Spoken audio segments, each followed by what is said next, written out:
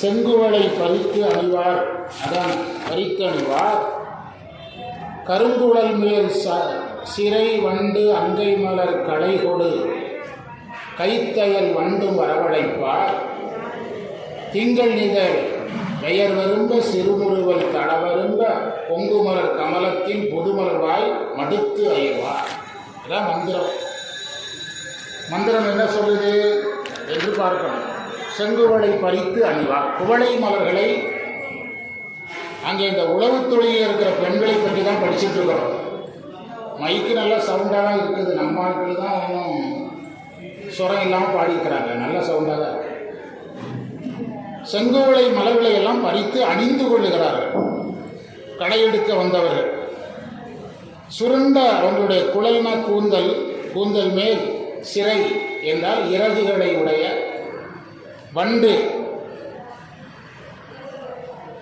வண்டை அங்கை மலர் களை கொடுத்து கைத்து, அதாவது கைகளை கொண்டு அந்த வண்டுகளை விரட்டுறாங்க.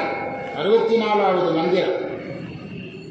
தம் கை மலர்களால் போகுமாறு ஓட்டுவதால் அவை நீங்காமல் பக்கத்திலே திரும்ப வருதா. அதாவது அவங்க கையும் மலர் மாதிரி தானே இருக்குது. வண்டுக்கு எது பிடிக்கும், அதனால கைகளும் மலர் மாதிரி தெரிகிறதுனால வண்டு போக மாட்டேங்குங்கிறார் சேர்க்கிறார். கைகளும் மலர் போலவே தெரிவதனால வண்டுகள் தேடுவது எதை, அதனால கையை வச்சு விரட்டினா கைக்கே வருது அந்த வண்டுகள். அங்கை மலர் களை கொடு கைத்து அயல் வண்டு வரவழைப்பார். வண்டை விரட்டுறதுக்கு முயற்சி பண்ணால் வண்டுகளெல்லாம் திரும்ப வருகிறது. கந்த புராணத்தில் வள்ளி திணைப்புணம் காக்கும்போது அந்த பறவைகளை விரட்டுவாங்க.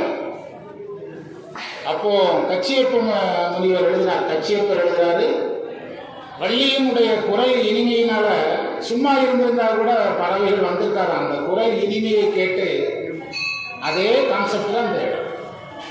குரல் இனிமையை கேட்டு எக்ஸ்ட்ரா இது அதிகமாக பறவைகள் வந்துதான். பறவைகளை விரட்டுறதுக்கு முயற்சி பண்ணால் அதிகமாக பறவைகள் வந்ததுன்னு எழுதுவார் கட்சி.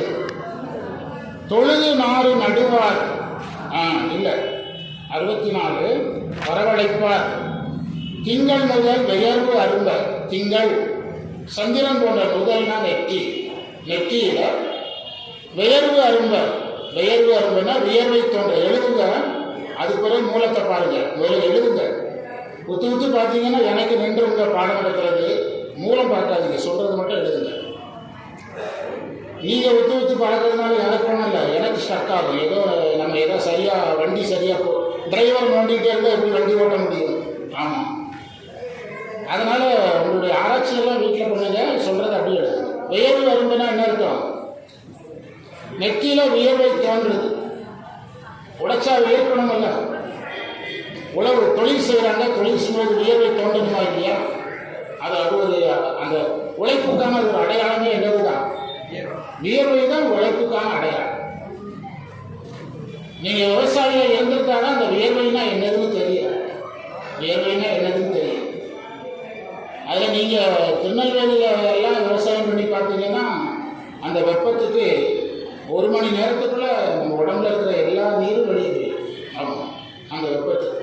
நாங்கள்லாம் இந்த விவசாய பணியில் இருந்ததுனால சொல்கிறோம். வியர்வைங்கிறது நெற்றி வியர்வை நிலத்தில் சிந்திங்கிறாங்க. உழவன் சேற்றில் கால் வைத்தால்தான் நாம் சோற்றில் கை வைக்க முடியுங்கிறார். அரும்ப சிறுமுறுவல் தளவரும்ப அடுத்த வரியில சொல்றார். பிறைச்சந்திரனை போன்ற நெற்றியில் வியர்வை தோன்றவும் முல்லை அரும்பு போன்ற பற்கள் சிறு நகை. அவங்க பற்கள் எல்லாம் முல்லை அரும்பு மாதிரி இருக்குதா. அந்த பற்களால் சிறு நகை தோன்றுதுங்கிறார், சிரிக்கிறாங்கிறார். அதுனா அந்த உழவு தொழில் செய்கிறவங்க சிரிக்கிறாங்க என்பது மகிழ்ச்சிக்கான ஒரு அடையாளம். மகிழ்ச்சிக்கான அடையாளம். தான் செய்கின்ற தொழிலை மனமுவந்து செய்யலாம், அதற்கான அடையாளம். எல்லாத்துக்கும் அடையாளம் வைக்கிறார். உழைப்புக்கான அடையாளம் வியர்வை, மகிழ்ச்சிக்கான மகிழ்ந்து அந்த வேலையை செய்வதற்கு அடையாளம் தான் என்னது? புன்முறுவலோட. ஒரு பாடினா கூட அந்த மாணவர் நல்லா சிரிச்சுட்டு பாடினா அதுக்கு சிறப்பு வேறு. பரதநாட்டியத்திலேயே நல்லா சிரிச்சுட்டு சிரிச்சுக்கிட்டே ஆட சொல்கிறாங்க. நான் சிரிக்கிறேன் சிரிக்கிறேன் சிரிப்பு வரலன்னா அது உங்களுக்கு சிரிப்பு வரலனாலும் சிரிக்கணும், புரியுதா? அது மாதிரி தான் அந்த உழவர்கள் புன்முறுவல் காட்டுகிறார்கள் என்பது பொருளுங்க. அந்த தொழிலை மனம் வந்து செய்கிறார். இஷ்டப்பட்ட எங்க ஒரு வழக்கில் சொல்லுவாங்க, இஷ்டப்பட்டது கிடைக்கலன்னா கிடைச்சது மேலே இஷ்டப்பட்டு அந்த தொழிலை சந்தோஷமா செய்யணும், இஷ்டப்பட்டு சந்தோஷமா செய்யணும் அப்படின்னு வழக்கில் சொல்லுவாங்க. வாங்க.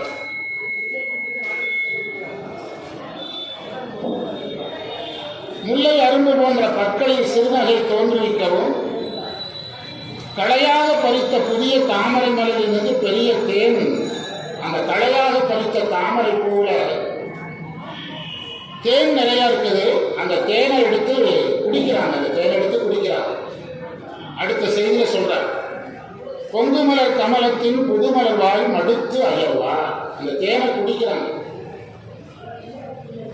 அந்த மடுத்துங்கிற வார்த்தை என்னதுன்னா நிறைய தேன் இருந்ததுக்கான அடையாளம். இந்த மடுத்து ஒரு பூவில் வாய் வச்சு என்னமோ டம்ளரில் டீ குடிக்கிற மாதிரி சொல்றாருன்னா அப்போ எவ்வளோ தேன் இருந்திருக்கணும் அது சொல்றாரு. நான் இந்த நாட்டு வளம் பேசும்போதே உங்ககிட்ட சொன்னேன், நாங்கள் விவசாயம் பார்க்கும்போது இந்த மார்கழி சீசனில் தான் வாழை பெரும்பாலும் தார் போடும். இந்த பனியோடு சேர்ந்து வாழை 3000 வாழைன்னா 1000 வாழையில் பூ இருக்கும். தேன் பார்த்தீங்கன்னா இந்த ஆலங்கட்டி மாதிரி அதுக்குள்ளே இருக்கும், அந்த வெள்ளை இதழுக்குள்ள தேன் இருக்கும். அதை குடிச்சு குடிச்சு வயிறே நிறைஞ்சிடும், அவ்வளோ தேன் குடிக்கும். ஆனால் சொன்னால் யாரும் நம்ப மாட்டாங்க, அது விவசாயத்தில் இருந்தவங்களுக்கு தான் அது புரியும்.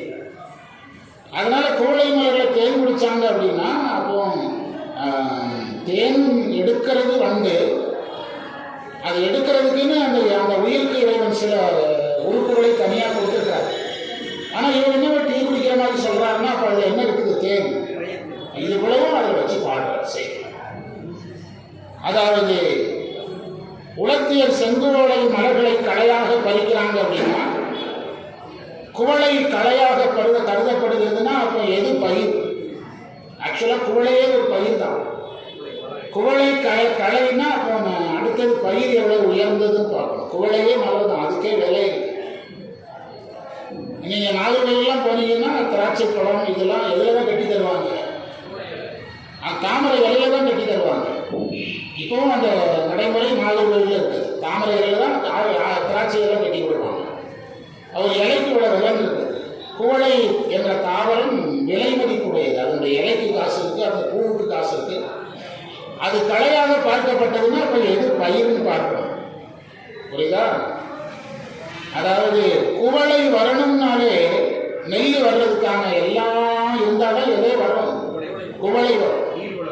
குவளையே களையாகுதுன்னா அப்போ நெல்லுக்கு வேண்டிய சாதனங்கள் எல்லாம் எந்த அளவுக்கு இருந்ததுன்னு நம்ம அதை முடிவெடுக்கணும். உலத்தியர் செங்கலை மலர்களை களையாக பறித்து அவற்றை சூடிக்கொள்வர். அது தலையில் வச்சுட்டாங்க. தாம் கரிய கூந்தலின் மேல் ரஜிகளுடைய வண்டுகளை கைகளால் விரட்டுறாங்க. இவங்க தலையில கூந்தல், தலையில் இருக்கிற வண்டுகளை விரட்டுறாங்க, கையை வச்சு விரட்டுறாங்க. அந்த வண்டுக்கு எதுவும் பூ மாதிரி தெரியுது, அதனால வண்டு எக்ஸ்ட்ரா வருதுங்கிற விஷயத்தில். அதனால வண்டுகள் மிகுதியாக வருகிறது. பிறைச்சந்திரனை போன்ற நெற்றியில் வேர்வை தோன்றுகிறது. அந்த அதுலேயும் அவங்க கடுமையாக செய்கிறாங்க, உழைக்கிறாங்க, கடுமையாக உழைக்கிறார்கள். வியர்வை சொன்னார்கள். அரும்பு போன்ற பற்கள்னால சிரிக்கிறாங்க. முல்லை அரும்புவோம், முல்லை போன்ற பல்லுங்கிறதுக்கு பொருள் வேறு. நீங்கள் திருவிளையாட்டு புராணத்தில் வேணால் போய் தேடி பாருங்க. பல்லு பெருசாக இருக்கிறவங்களுக்கு ஆயுள் குறையும். திருவிளையாட்டு புராணத்தில் சொல்லியிருக்கு. பல்லு சின்னதாக இருந்தால் ஆயுள் அதிகம். ஆமாம், அதை என்ன பல்லுனாரு? முல்லைன்னு சொல்லலை, அரும்பு போல பல்லுங்க. அது அந்த பல வகையான இந்த இலக்கணங்கள், உடம்பு சார்ந்த இலக்கணங்கள்ல அது உண்டு. முல்லை அரும்பு போன்ற பல்லுகள். அரும்பு போன்ற பற்களில் சிரிப்பு தோன்ற களையாக பறித்த பூக்கெல்லாம் மொத்தமாக கிடக்குது. அதை எடுத்து என்ன குடிக்கிறாங்க? தேன் குடிக்கிறாங்க. இவ்வளவு ஒரு மந்திரத்தில் சொன்னார். செங்குவளை பறித்தணிவார் கருங்குழல் மேல் சிறை வண்டை அங்கை மலர் களைகொடு கைத்து அயர்வண்டும் வரவழைப்பார் திங்கள் முதல் பெயர் விரும்ப சிறுமுறுவல் தளவரும்ப பொங்கு மலர் கமலத்தின் புதுமதுவாய் மடுத்து அயர்வார். இந்த மடுத்தல் என்ற தமிழ் வார்த்தைக்கு மடுனா என்ன அர்த்தம்? நடைமுறையில் தண்ணி தேங்கி கிடந்தா மடு, நிறைய தண்ணி கிடந்தாதான் மடு. மடுங்கும் போது மிகுதியை குறிக்கிற வார்த்தை. பசுவின் மடு அப்படின்னா பால் மிகுதியாக சுரக்கிறதுக்குனால்தான் சிவார்த்தம். அதற்கு என்ன பேரு? மடு. அப்போ மடுத்தல் என்ற சொல்லே மிகுதி என்ற பொருளுக்கு. இன்னும் நிறைய பேசணும், நாம் பேசுனது கொஞ்சம் தான். அடுத்த மந்திரத்துக்கு போகிறோம். 65வது மந்திரத்திற்கான பொருளை பார்க்கிறோம். அந்த மந்திரம் என்ன சொல்கிறது? கரும்பல்ல நெல்லெண்ண பார்ப்பவர்கள் இவை கரும்பு அல்ல நெல்லே ஆகும்னு சொல்றாங்க. இப்போ நீங்க நெற்பயிர்கள்ல நிறைய வகை இருக்கு. நம்ம எல்லாம் பள்ளிக்கூடத்தில் படிக்கிற காலத்துல நெட்டை வகை நெற்பயிர் தான் அதிகம். இப்போ என்ன வகை வந்திருக்குது? குட்டை வகை நெற்பயிர் வந்திருக்கு.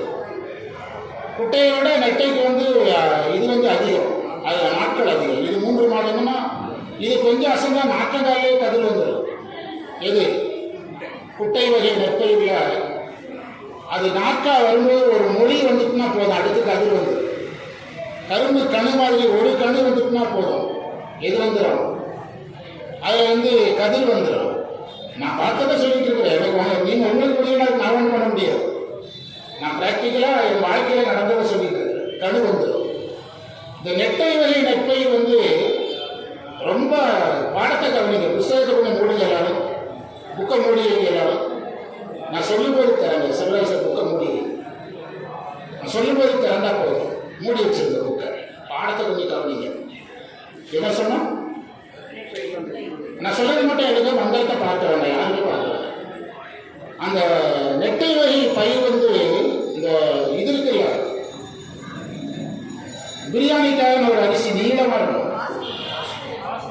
ஆக்சுவலாக அதுக்கு பழைய பெயர் அது கிடையாது, அது வேற ஒரு பெயர் விவசாயத்தில் உண்டு. நீளமாக இருக்கும், இந்த நூடுல்ஸ் மாதிரி நீளமாக இருக்கும். இன்னும் வேற ஒரு கிராமத்தில் அது ஒரு பேர் உண்டு, எனக்கு மறந்துச்சு. அதெல்லாம் பார்த்தீங்கன்னா இந்த ஹைட்டுக்கு வரும். அதுதான் இப்போ பாடம். அப்படி பார்க்கும்போது இது கரும்பா நெல்லான்னு சந்தேகம் வருதான் சொல்கிறார். அதான் பாடம். பார்ப்பவர்கள் எழுத மட்டும் சரிங்க, புக்கு பார்க்க வேண்டாம், கடைசி வீட்டில் பார்த்துக்கலாம். பார்ப்பவர்கள் இவை கரும்பல்ல நெல்லே ஆகும். இவை கமுகுன்னா பாக்கு, பாக்கு அல்ல பாக்கு மரம். கரும்பை பார்த்தா பாக்கு மரம் மாதிரி இருக்குதான், நெல்லை பார்த்தா கரும்பு மாதிரி இருக்குதான். பாருங்க, அப்படின்னா என்ன அர்த்தம்? நெல் கரும்பு மாதிரி தெரியுது, கரும்பு பாக்கு மாதிரி தெரியுதுன்னா அதாவது அதனுடைய வளத்தின் எல்லைக்கு அந்த பயிர்கள் போயிடுச்சு. வளத்தினுடைய எல்லைக்கு அது அடையாளம் பார்க்கறதுக்கு அப்படி இருக்குதுங்கிற. இந்த தமிழ்நாடு அரசு பாடத்திட்டத்தில் இது பாடமாக இருக்குது. இப்போ இருக்குதா இல்லையான்னு தெரியல. புதுசாக சிலபஸ் மாற்றும்போது 9th 10th இது இருக்குது. 9th பற்றி கரெக்டாக சொல்லணும். இதை நாங்கள் தான் திறனாய்வு செய்தோம். இதில் பிள்ளைகள் இருக்கான்னு பார்க்கறதுக்கு கமிட்டி போட்டாங்க. மாவட்டத்துக்கு 10 பேர். அந்த கமிட்டியில் நானும் இருந்தேன். இதைத்தான் நான் கரெக்டாக சொல்கிறேன். பார்த்தீங்களா, இதை நாங்கள் பார்த்து கொடுக்கவும் நான் ரிட்டையர்ட் ஆகிட்டேன். பார்த்து கொடுக்கவும் ரிட்டையர்ட் ஆகிட்டேன். அது இன்னும் கொஞ்சம் பார்க்க சொல்லுங்கன்னு ஒரு தகவல் வந்தது. நம்முடைய ஆசிரியர் பள்ளி இருக்கு, எங்கே இருக்குது? அங்கேருந்து திரும்ப என்னை கூப்பிட்டு திருவள்ளுவரை கொஞ்சம் எழுதி கொடுங்க. நாங்கள் எழுதி கொடுத்தேன். அதுக்கு பிறகு திருமூர்த்தி மலை இதுக்கு எழுதி கொடுத்தோம். திருமூர்த்தி நகர் ஆசிரியர் பயிற்சி பள்ளிக்கு திரும்ப இன்னும் கொஞ்சம் பாருங்க, நாங்கள் எழுதி கொடுத்தோம். மாவட்டத்துக்கு 10 பேர் அதை முடிவு செய்து கொடுக்குறோம். அப்படி ஒரு மாவட்டத்துக்கு 10 பேர்ட்டு எழுதி வாங்கினாங்க. இதில் என்னென்ன பிரச்சனை இருக்குது எழுதி கொடுங்க. இந்த பாடத்தை அறிமுகப்படுத்தும் போது நான் தான் கருத்தாளராக திருப்பூரில் பாடம் எடுத்தேன். CKS புக்கை வச்சு எடுத்தேன். இந்த நல்லா ஞாபகம் கரெக்டாக சொல்கிறாங்க, இந்த 9th சொல்கிறாங்க. பார்ப்பவர்கள் இவை கரும்பல்ல நெல்லே ஆகும், இவை கமுதல்ல கரும்பே ஆகும். அது செய்தி என்ன? நெல்லை பார்த்தா கரும்பு மாதிரி இருக்குது, கரும்பை பார்த்தா பாக்கு மரம் மாதிரி லைட்டாக இருக்குது. அப்படின்னா அப்படி இருக்குமான்னு கேட்கக்கூடாது. அது இனிமொழி அணின்னு சொல்லுவாங்க. ஆனால் அந்த மாதிரி லைட்டாக இருந்ததுன்னு எடுத்துக்கணும். என்ன அணி?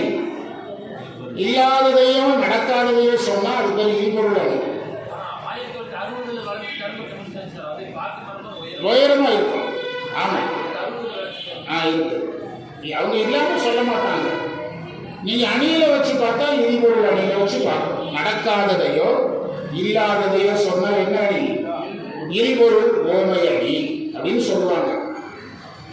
இருகை யானை அப்படின்னு தமிழ்ல உதாரணம் சொல்லுவாங்க. யானைக்கு 2 கை இருக்கா? இப்போ மனிதனுக்கு 2 கை, யானைக்கு 1 கை. ராமன் இருகை யானை போல இருந்தான்னா ராமனை யானையோட ஒப்பிடணும். ஆனா யானைக்கு 1 கை, ராமனுக்கு 2 கை. அப்ப என்ன அணி அது? இல்பொருள் ஓமை அணி. அது என்ன அணி? இல்பொருள் உலகில் இல்லாததை உலகில் நடக்காததை சொன்னா தமிழ் இலக்கணத்தில் என்ன அணி? இல்பொருள் ஓமை அணி. அந்த அணியிலே இதை வச்சு பார்க்கலாம். புரியுதா? அதைத்தான் இதுல சொல்றார்.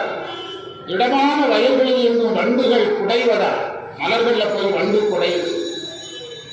நீல மலர்ல போய் குடைவதனால அதிலிருந்து மகரந்தங்கள் நீல கலர்ல வெளியே பரவுது.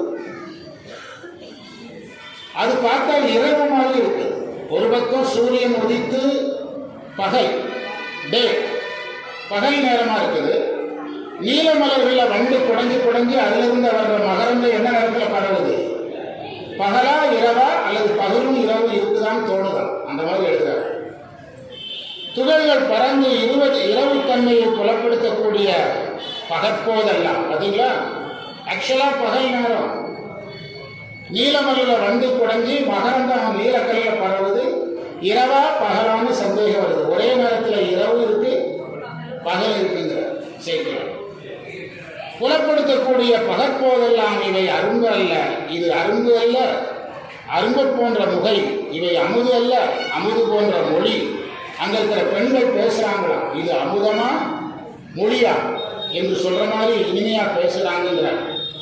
என கூற தக்க இலக்கணம் வாய்ந்த பலாயிரம் உலத்தியர்கள். பார்த்தீங்களா எத்தனை தொழிலாளர்கள்? மடந்தையர்கள் வயல் எல்லாம், வயல் முழுசும் அந்த பெண்கள் உழவு தொழிலே ஈடுபட்டுருக்காங்க. மந்திரப்படியில அழகா இருக்கும். கரும்பல்ல நெல்லெண்ண கமுதல்ல கரும்பெண்ண படிச்சு பாருங்க. இப்ப படிங்க. அதுக்கு ஒரு புத்தகத்தை மூடிடுது. புத்தகத்தை நீங்க அந்த புத்தகத்தோட தலையை விட்டீங்கன்னா நான் யாரை பார்த்து பேசுறது? தூணை பார்த்து தான் பேசணும். இன்னைக்கு சீனிவாச ஸ்கூலுக்கு போயிருந்தேன். ஒரு 40 குழந்தைகளோட ஒரு பத்திரிகை ஒன்று போட்டுட்டு இருந்தாங்க. தமிழ்நாடு அரசு சொற்பொழி ஒரு பத்திரிகை போட்டுட்டு இருந்தேன். திருக்குறள் இதில் தமிழ்நாடு அரசு சார்பில் நடந்த விழாவுக்கு 50 குழந்தைகளை உட்கார வச்சிருந்தாங்க. ப்ளஸ் 50 பேர் நோட்ஸ் புத்தகத்தோட உட்காந்து அழகாக எழுதுறாங்க. சூப்பராக எழுதுறாங்க. அதில் பாராட்டிட்டு வந்துனாங்க. ஒரு பள்ளி குழந்தைகள் இந்த அளவுக்கு உட்காந்து எழுதுதுங்கிறது ஆச்சரியமா இருக்குன்னு சொல்லிட்டு பேச போனது. நான் என் மகன் அங்கே தான் படித்தான். துரை வெங்கடாசாமி ஐயா பேசினார். அவர் மகன் 2 பேரும் அங்கே தான் படிச்சிருக்கிறான். கவிசுமாரி பற்றி பேசினாரு. அவர் பேத்தி அங்கே படிச்சுட்டு இருக்குது. அதனால எல்லாருமே அந்த ஸ்கூலுக்கு எதாயிட்டோம் கடமை குலதெய்வம் மாதிரி குலப்பள்ளிக்கூடம் அப்படின்னு சொல்லிக்கிறது. கரும்பல்ல நெல்லெண்ண கமுகல்ல கரும்பெண்ண சுரும்பல்லி சுரும்பு அள்ளி குடை நீல. கொஞ்சம் பொறுமையா படிக்கணும். சுரும்பு அல்லினா அகைதல்னு அர்த்தம். சயின்ஸ்ல பயாலஜில அல்லி வட்டம்னு ஒரு வார்த்தையை பயன்படுத்துவாங்க. அல்லி வட்டம், புள்ளி வட்டம், பூவை பிரிச்சு காட்டுவாங்க பள்ளிக்கூடத்தில். பயாலஜி படிச்ச ஞாபகம் இருக்கா? அதில் நேற்று படிச்சது ஞாபகம். பயாலஜி எனக்கு கரெக்டாக ஞாபகம் இருக்கு. அந்த பூவை வச்சு இது அல்லி வட்டம், இது புள்ளி வட்டம்னு பிரிப்பாங்க. சிவஞான பதத்தில் 9ஆம் வகுப்பாவில் இதய தாமரைக்கு பேசும்போது இந்த தாமரையினுடைய ஒவ்வொரு அங்கமும் பேசுறாங்க. 9ஆம் வகுப்பாவில் இதய தாமரையை வர்ணனை செய்யும்போது பிரிச்சு பேசுறாங்க. அந்த சுரும்பு அல்லி குடை நீலன்னு படிக்கணும். சுரும்பு அல்லினா அகைதல், நீல என்றால் நீல மலர்.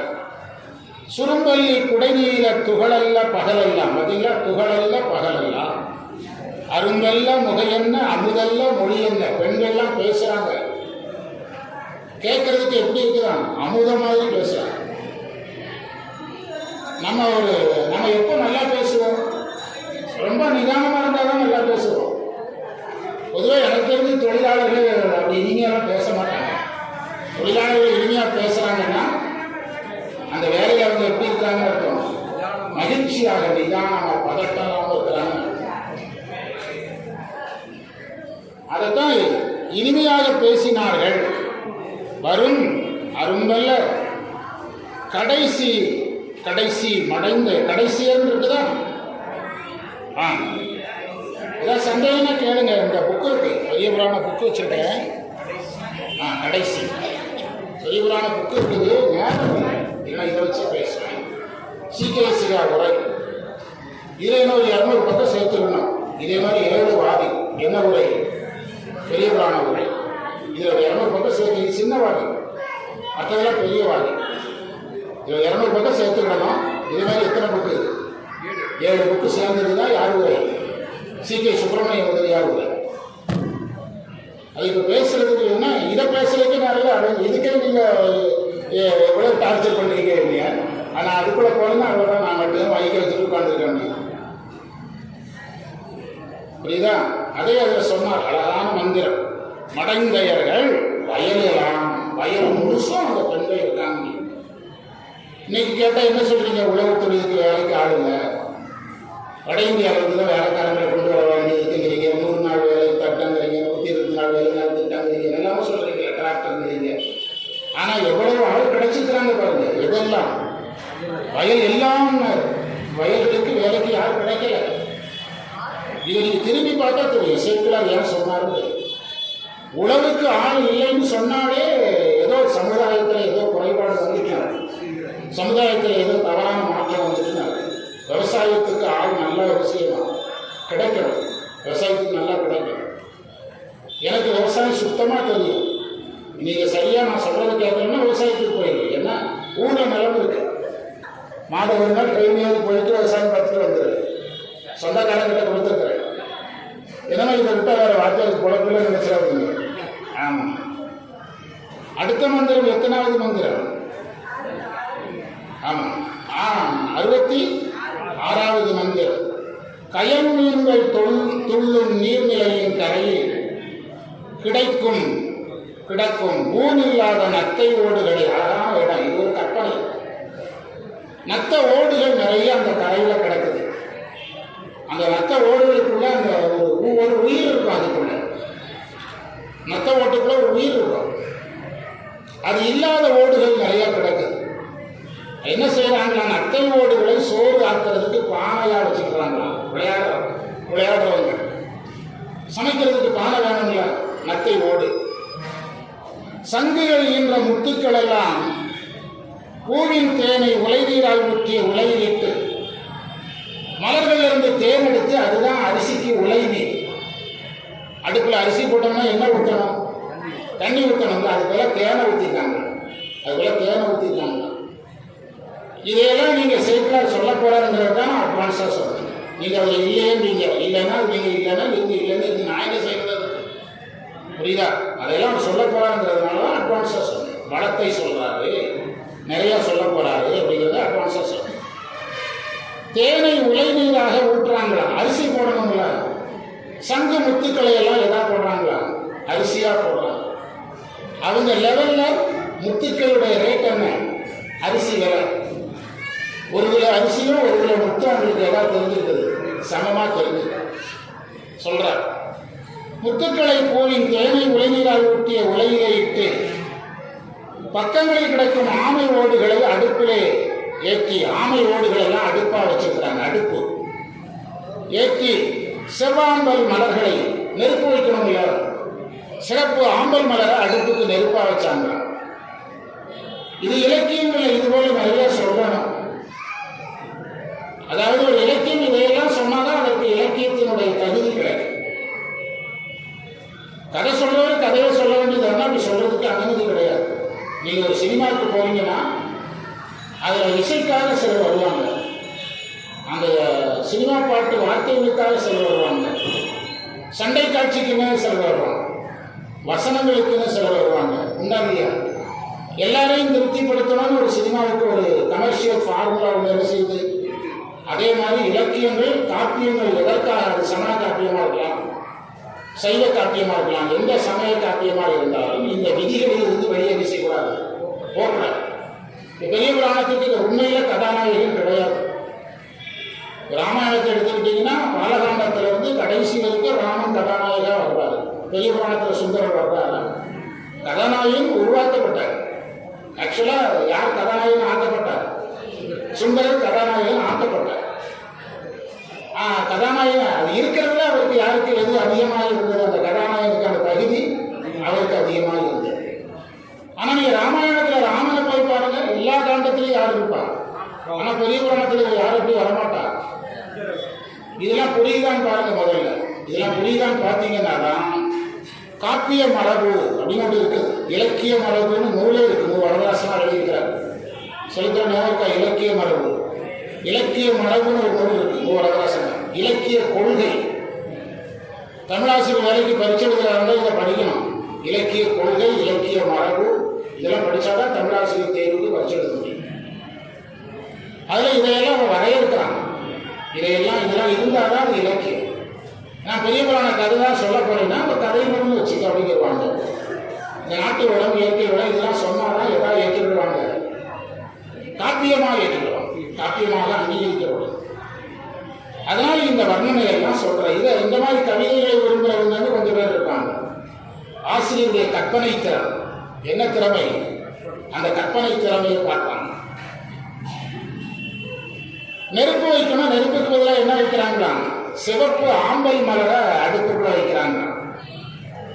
அடுப்பை ஊதும் செயலான உழவை சிறுமியரின் விளையாட்டு. அதாவது உழவர்கள் ஏரோட்டுறாங்க, உலத்தியர் என்று சொல்லக்கூடிய பெண்கள் களை எடுக்கிறது, நாற்று நடுறது, இந்த வேலை செய்வாங்க. அந்த உழவர்களுக்கு குழந்தைகள்லாம் அங்கே விளையாடுவாங்கல்ல, அவங்க விளையாட்டு தான் இது. என்ன விளையாடுனாங்க, நத்தை ஓடு எடுத்தாங்க, பானை. அடுத்தது அதுக்கு தண்ணி ஊற்றணும், மலரில் இருக்கிற தேனை தண்ணியாக ஊற்றினாங்க. அரிசி போடணும், சங்குகளில் இருந்து கிடைக்கிற முத்துக்களை அரிசியாக போட்டாங்க. அதற்கு பிறகு அடுப்பு வைக்கணும், ஆமை ஓட்ட அடுப்பாக வச்சாங்க. நெருப்பு மூட்டணும், ஆம்பல் மலரை வைக்கணும்.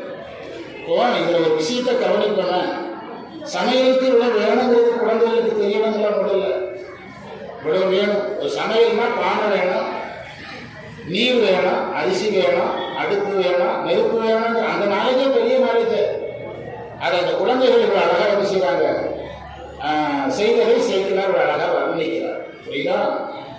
அதில் நாம் ரொம்ப யோசிக்க வேண்டிய விஷயம், கயல் மீன்கள் துள்ளுகின்ற நீர்நிலையில் கரையில் கிடக்கும் மூணில்லாத நத்தை ஓடுகளை சோறாக்கும் சிறு பானையாக முத்துக்கள் அவ்வளோ சாதாரணமாக அவங்களுக்கு கிடைச்சிருக்குது. முத்துக்களே அவ்வளோ சாதாரணமாக எடுத்துருக்கிறாங்க, கிடைக்கிறது. ஒரு பானையை ஊற்றுற மாதிரி ஊற்றுறதுக்கு தேன் கிடைச்சிருக்குது. அதுபோல் ஆமையினுடைய ஓடுகள் கிடைச்சிருக்குது. இதையெல்லாம் எடுத்து அதில் இருக்கக்கூடிய அந்த இயற்கை வளம் எவ்வளவு நல்லா இருந்ததுன்னு பார்க்கணும். இப்போ மந்திரத்தைப்படுங்க, கயல் பாய் பை கட நந்தூர். எத்தனாவது மந்திரம்? நந்து. நந்துனா நத்தை.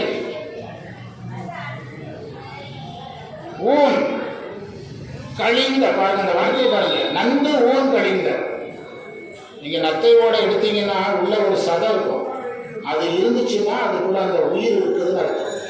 அந்த சதை இல்லைன்னா அது அதைத்தான் சொன்னாரு, நந்து ஊன் கழிந்தனர். பெரும் கரு குடிசை. குடிசைனா பானைன்னு அர்த்தம். குடிசை என்ற சொல்லுக்கு பானைன்னு அர்த்தம். வியல்வாய். வியல் என்றால் அகன்ற. வியல் என்ற சொல்லுதான் வியல் என்று வருகிறது. வெண் வளை தரட. வளைன்னு அந்த இடத்துல சங்கு, அதுல இருந்து வந்ததுதான் வளையல். அந்த காலத்தில் வளையல் எங்க செய்வாங்க, சங்கில தான் செய்வாங்க.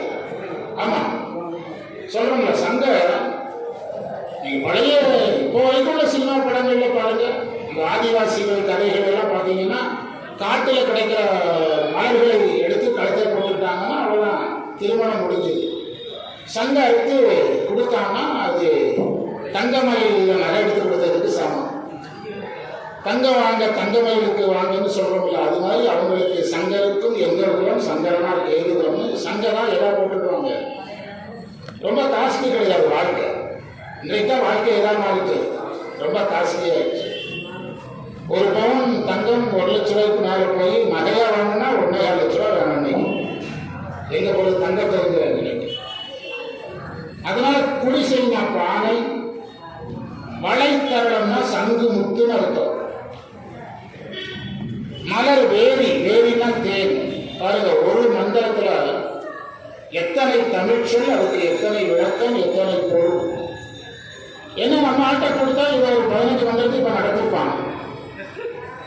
யாருக்கு பிரயோஜனம்னா மாரியம்மன் தான் சொல்லணும். இப்படியே தான் 200 வருஷமா பண்ணிட்டு இருக்காங்க. புரியுதா? நம்ம யாரை உழைக்கணும், தயாரிக்கணும்.